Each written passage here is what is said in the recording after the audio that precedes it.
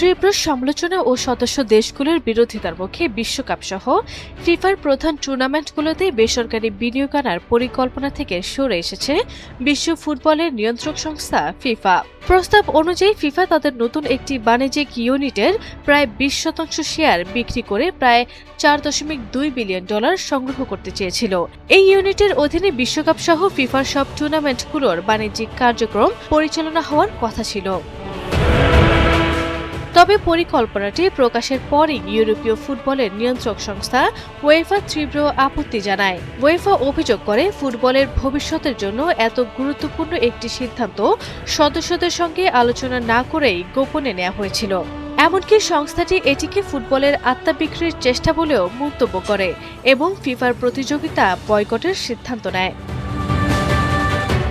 বিরোধিতার মুখে শুক্রবার 31 জুলাই রাতে ফিফার সভাপতি জিয়ান্নি ইনফান্তিনো এক বিবৃতিতে বলেন, বিভিন্ন পক্ষের মতামত পর্যালোচনার পর স্পষ্ট হয়েছে যে এই প্রকল্পটি ফুটবল পরিবারে বিভাজন তৈরি করেছে, তাই বৃহত্তর স্বার্থে প্রস্তাবটি আর এগিয়ে নেওয়া হবে না।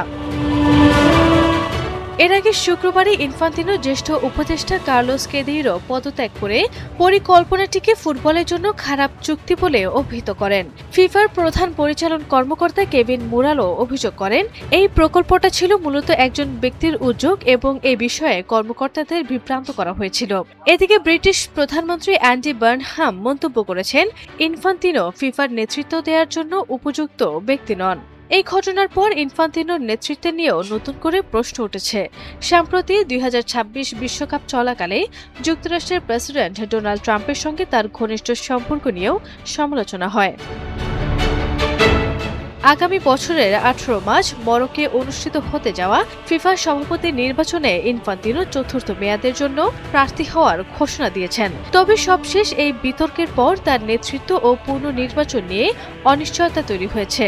এশিয়ান ফুটবল ফেডারেশন ইতিমধ্যে ফিফার সিদ্ধান্ত গ্রহণের প্রক্রিয়া ও প্রশাসনিক কাঠামো পূর্ণ বিবেচনার আহ্বান জানিয়েছেন। আরবি ইসলাম হিমু, এনটিভি অনলাইন।